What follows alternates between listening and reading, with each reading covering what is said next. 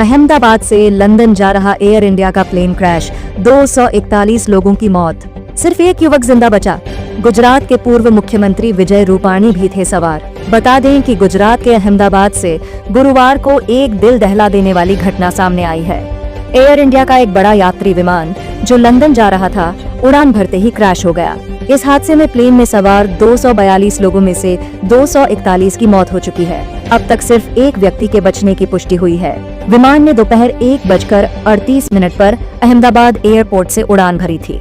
महज 2 मिनट बाद ही plane airport के पास बनी एक इमारत से टकराकर नीचे गिर गया। इसके बाद विमान में जोरदार धमाका हुआ और आग लग गई। आसमान में धुएं का बड़ा गुबार दिखाई देने लगा और आसपास अफरा तफरी मच गई। ये प्लेन बोइंग 787 ड्रीमलाइनर था जो कुल 11 साल पुराना बताया जा रहा है। हादसे के वक्त विमान में 230 यात्री और 12 क्रू मेंबर सवार थे। इनमें से ज्यादातर यात्री भारतीय थे, जबकि कुछ ब्रिटिश, पुर्तगाली और कनाडाई नागरिक भी थे। दुखद बात यह है कि इस हादसे में गुजरात के पूर्व मुख्यमंत्री विजय रूपाणी भी सवार थे, जिनका निधन हो गया है। जो एकमात्र यात्री बचा है, उसका नाम रमेश विश्वास कुमार है। वह ब्रिटिश नागरिक हैं, लेकिन भारत से जुड़े हैं। वह विमान में सीट नंबर 11A पर बैठे थे। उनकी हालत गंभीर बताई जा रही है, लेकिन वो होश में हैं और अस्पताल में भर्ती हैं। प्लेन जिस इमारत से टकराया, वो अहमदाबाद सिविल हॉस्पिटल की रेजिडेंट डॉक्टरों की बिल्डिंग थी। हादसे के वक्त इमारत में 50 से ज्यादा डॉक्टर मौजूद थे, जिनमें से 15 से अधिक घायल हो गए हैं। धमाका इतना जोरदार था कि कई शवों की पहचान कर पाना भी मुश्किल हो गया है। अब सभी शवों की पहचान DNA टेस्ट के जरिए की जाएगी। गृह मंत्री अमित शाह ने कहा है कि हर मृतक के परिजन से DNA लिया जा रहा है और जल्द से जल्द सभी की पहचान कर परिजनों को सूचना दी जाएगी। इस हादसे के बाद अस्पताल में स्ट्रेचर की कमी हो गई और कुछ शवों को हाथ ठेले पर लाना पड़ा।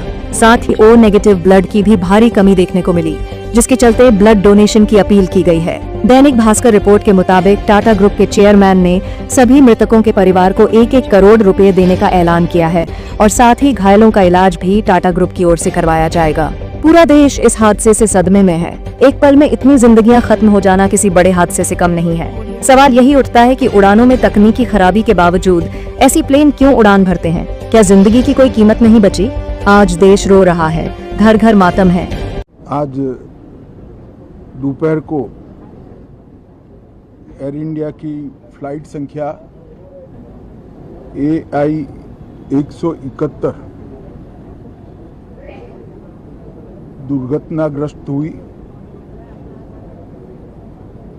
और कई पैसेंजर इसके अंदर हताहत होने की संभावनाएं हैं।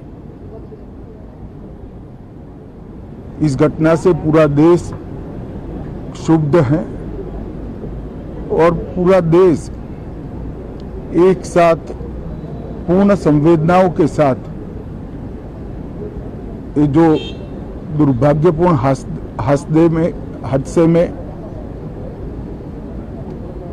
पैसेंजर हताहत हुए हैं, इनके परिजनों के साथ खड़ा है। सबसे पहले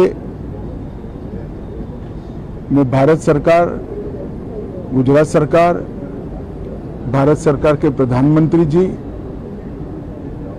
और गुजरात सरकार की ओर से भी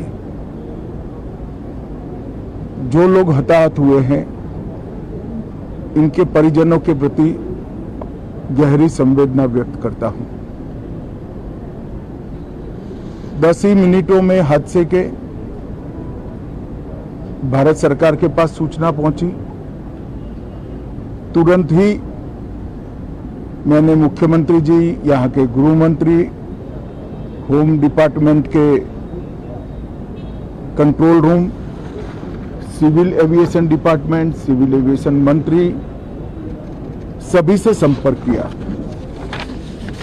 प्रधानमंत्री जी का भी तुरंत ही फोन आ गया और भारत सरकार और गुजरात सरकार के सभी डिपार्टमेंट एक साथ होकर राहत और बचाव कार्य में लगे। इस विमान में कुल मिलाकर 230 यात्री देश के और विदेश के और 12 क्रू मेंबर सवार थे। इसमें से एक यात्री का बचने का अच्छा समाचार मिला है। मैं उनको मिलकर आया हूं। मृत्यु का आंकड़ा तो डीएनए परीक्षण और यात्रियों की पहचान के बाद ही अथॉरिटी अधिकृत रूप से घोषित करेगी,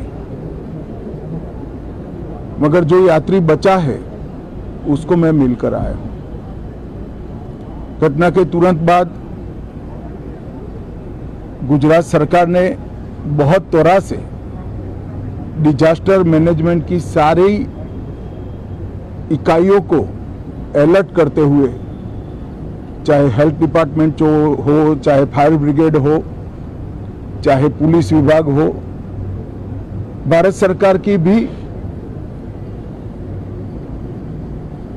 सीएपीएफ को संपर्क कर सभी ने एक साथ मिलकर राहत और बचाव का कार्य चालू किया।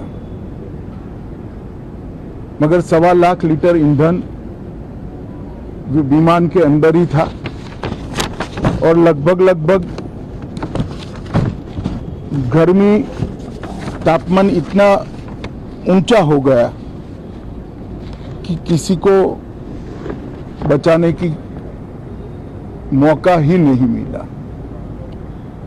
अब मैं घटना स्थान पर भी जाकर आया हूं। सारे यात्रियों के मृतदेह को बाहर निकालने का काम लगभग समाप्त हो चुका है।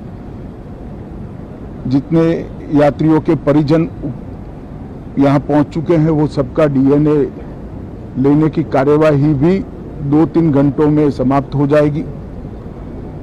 विदेश में जिनके परिजन हैं उनको सूचना देने की कार्यवाही समाप्त हो चुकी है और जैसे ही पहुंचते हैं उनके भी डीएनए सैंपल लिए जाएंगे और मृतदेहों की पहचान के लिए जितने मृतदेह मिले हैं इनके भी डीएनए सैंपल लेने की कार्यवाही समाप्त हो चुकी है। गुजरात में ही लगभग 1000 के आसपास डीएनए टेस्ट करने पड़ेंगे। ये सभी टेस्ट करने की क्षमता गुजरात में विकसित है, तो डीएनए टेस्टिंग के लिए कहीं गुजरात के बाहर जाने की जरूरत नहीं पड़ेगी। गुजरात की एफएसएल और नेशनल फॉरेंसिक साइंस यूनिवर्सिटी दोनों मिलकर कम से कम समय में डीएनए का परीक्षण पूरा करने के बाद परिवारजनों को अपना मृतदेह परिजन का मृतदेह सौंपने का काम करेंगे। उनके रहने की सुविधा, उनकी सांत्वना की सुविधा, जिनको मेडिकल प्रॉब्लम ट्रॉमा के कारण हुए इनकी मेडिकल की सुविधा, ये सारी व्यवस्था बहुत सुचारू रूप से हो चुकी है। अभी रिव्यू मीटिंग में सारी व्यवस्थाओं को हम सब मंत्रियों ने साथ में मिलकर देखा है। एविएशन डिपार्टमेंट ने अपनी जांच शुरू कर दी है और जांच तेजी से आगे बढ़े इसके लिए भी एविएशन मंत्री जी ने सूचनाएं दी हैं। मैं फिर से एक बार